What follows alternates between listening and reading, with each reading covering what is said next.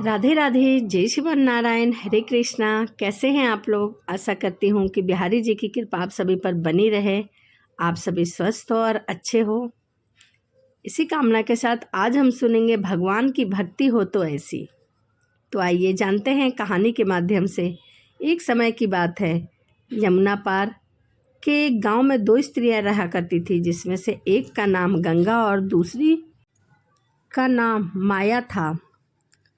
दोनों स्त्रियां रोज यमुना पार करके दो नावों में सवार होकर बैठकर वृंदावन को जाया करती थी और वृंदावन जाकर वहां जगह जगह पर घूमकर सब्जियां बेचा करती थी। गंगा और माया ऐसा ही रोज किया करती थी। उनका यह नियम हो चुका था। सुबह से शाम तक सब्जियां बेचा करती। जब गंगा और माया की सारी सब्जियां बिक जाती तब वह दोनों यमुना किनारे बैठ जाया करती थी और दोनों नाव पर बैठकर अपने अपने घर भोजन के लिए रोटी और मक्खन लाया करती थी। यमुना किनारे पेड़ की छांव में बैठकर भोजन खाती और नाव में बैठकर यमुना पार अपने घर चली जाया करती थी।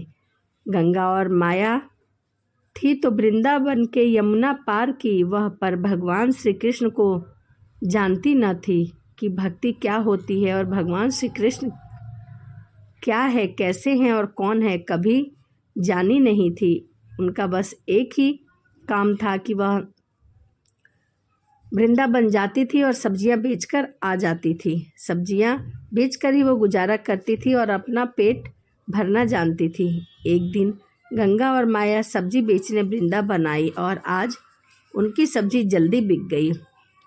तभी उन्होंने कहा, अरे बहन गंगा, आज तो हमारी सब्जियां और दिन से काफ़ी जल्दी बिक गई है।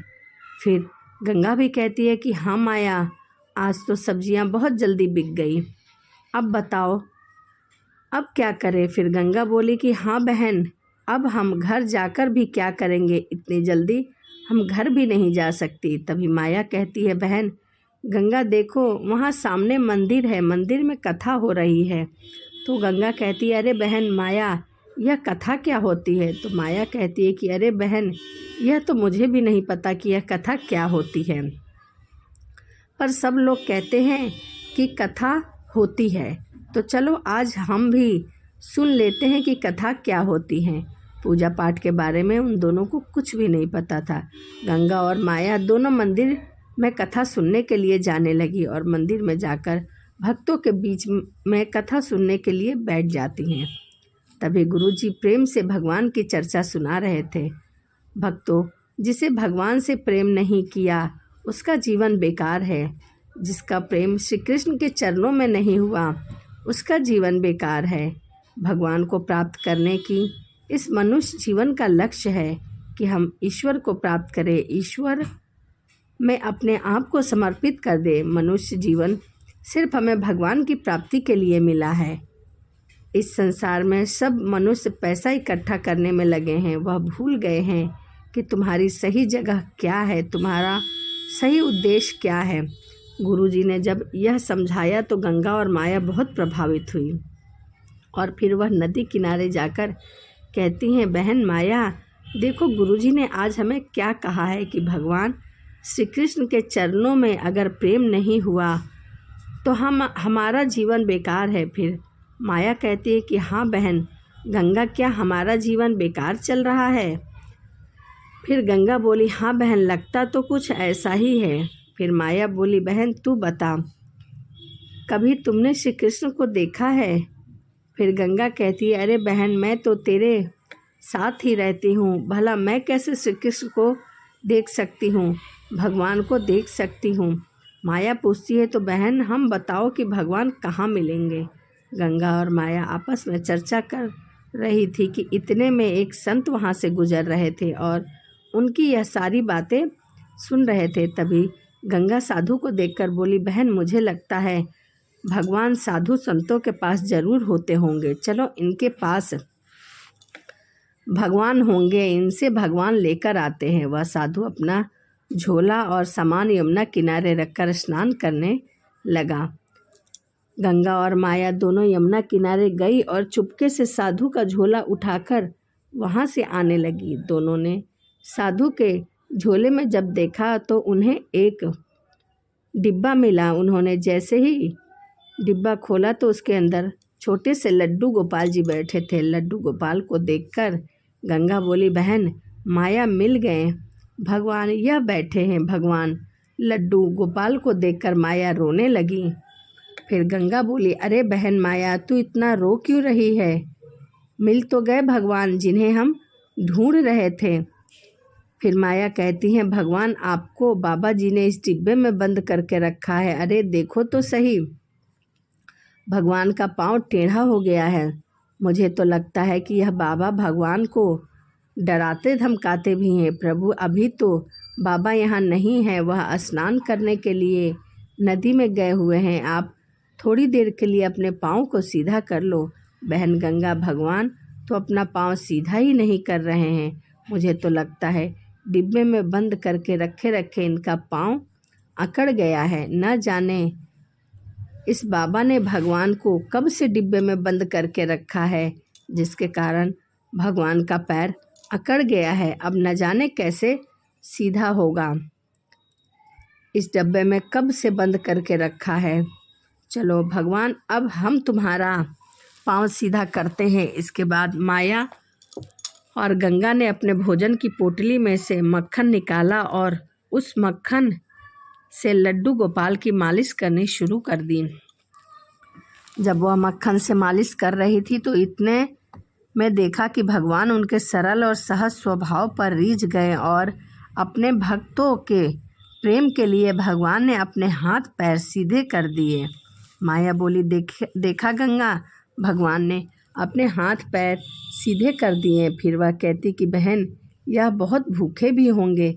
पता नहीं यह बाबा ने कितने दिन से इन्हें खाना खिलाया भी होगा या नहीं। चलो हम इन्हें खाना खिलाते हैं। गंगा और माया ने अपने भोजन की पोटली खोली और उसमें से रोटी और मक्खन का भोग भगवान को लगाने लगी। इतने में साधु बाबा स्नान करके वहाँ आ गए।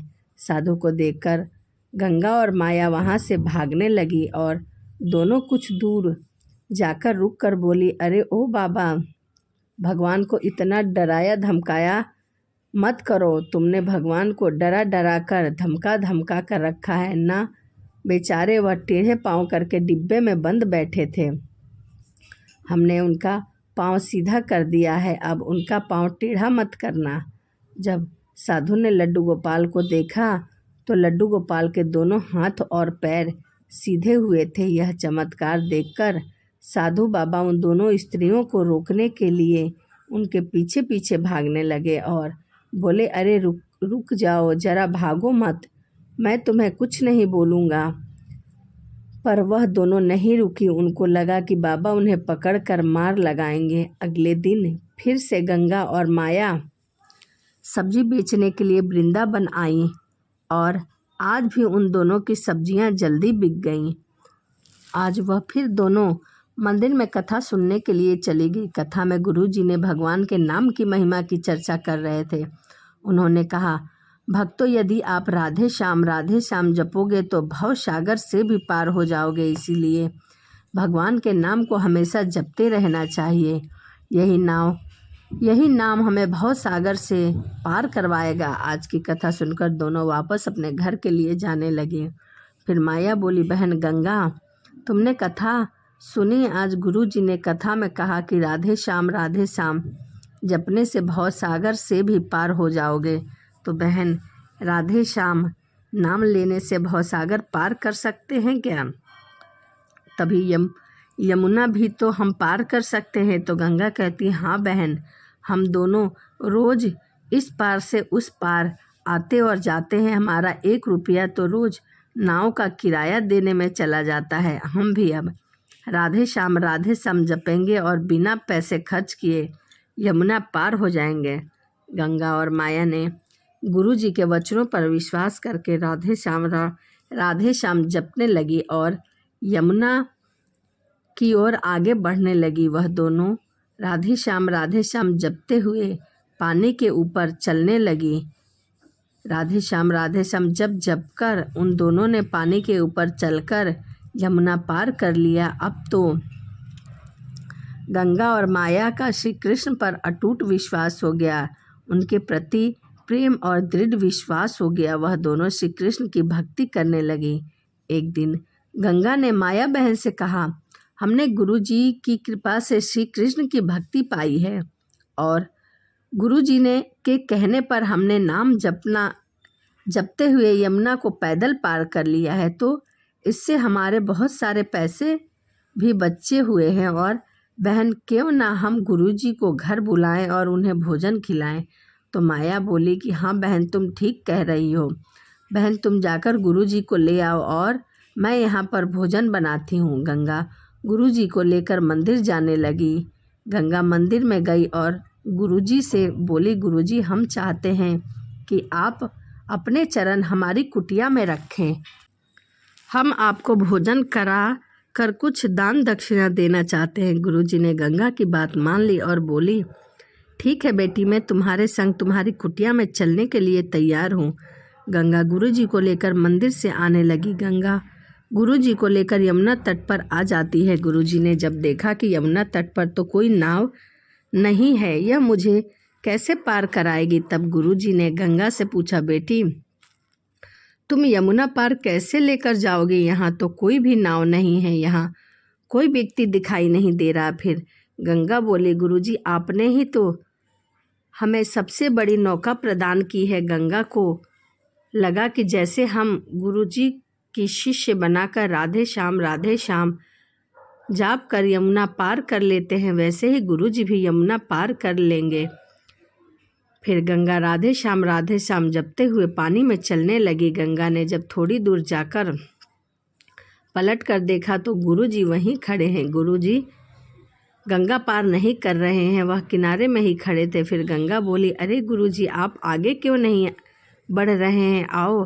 फिर गुरुजी को लगा कि इस तट पर यमुना का पानी बहुत कम है। यह विचार करके गुरुजी आगे बढ़ने लगे। जैसे ही गुरुजी आगे अपना पैर बढ़ाने लगे, यमुना ने आगे बढ़ाया, वैसे ही गुरुजी की कमर तक पानी में डूब गए। फिर गुरुजी कहने लगे, अरे यहाँ तो बहुत ही गहरा पानी है और यह पानी में कैसे चल रही है? अरे यह कोई आम स्त्री नहीं है, यह जरूर कोई चुड़ैल है जो पानी में चल रही है। गुरुजी को पानी में डूबा देखकर गंगा गुरुजी को लेने के लिए वापस आने लगी। गंगा गुरुजी के पास पहुंचकर गुरुजी का हाथ पकड़कर ले जाने लगी। गंगा राधे श्याम जपती चली जा रही थी और गुरुजी पानी में बहुत डर रहे थे। डर के मारे वह थर काँप रहे थे और कह रहे थे, अरे मुझे छोड़ दो, मुझे कहाँ लेकर जा रही हो, मुझे क्यों मारना चाहती हो, मुझे छोड़ दो। गंगा ने गुरुजी की बातों का कोई जवाब नहीं दिया और बस वह राधे श्याम जपती जा रही थी। फिर भी गुरुजी कहते कि भगवान, यह तो मुझे बीच यमुना में ले जाकर ही मारेगी।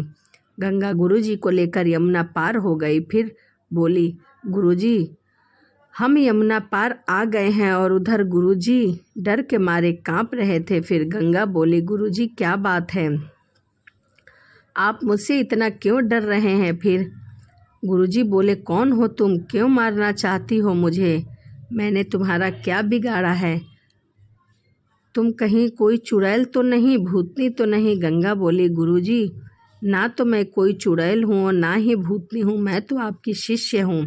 फिर गुरुजी कहते हैं कि भगवान, मैंने कब तक इस चुड़ैल और भूत को शिष्य बनाया? फिर गंगा बोली, गुरुजी आपने ही तो हमें कथा में बताया कि राधे श्याम जपोगे तो भव सागर से भी पार हो जाओगे, तो हमें लगा कि भव सागर को पार कर सकते हैं तो यमुना भी तो पार कर सकते हैं। अब तो हम रोज ईश्वर का नाम लेकर ही यमुना पार करते, अब हमें कोई नाव की ज़रूरत नहीं होती। गंगा की बातें सुनकर गुरुजी हैरान रह गए और गंगा से बोले, बेटी तुमने अपने गुरु के वचनों और प्रभु पर इतना दृढ़ विश्वास रखा कि इसके बल पर तुमने यमुना के पानी पर चलकर यमुना को पार कर ली।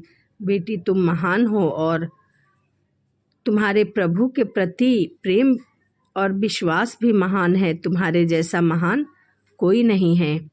तो यह भगवान की भक्ति हो तो ऐसी यह दो भोले भक्त की कहानी थी। तो चलिए इसी के साथ वीडियो को समाप्त करते हैं और मिलते हैं अगली वीडियो में। यदि वीडियो आपको पसंद आई हो, अच्छी लगी हो तो प्लीज़ चैनल को सब्सक्राइब लाइक करना ना भूलें। तो चलिए इसी के साथ मिलते हैं अगली वीडियो में। राधे राधे, जय श्रीमन नारायण, हरे कृष्णा।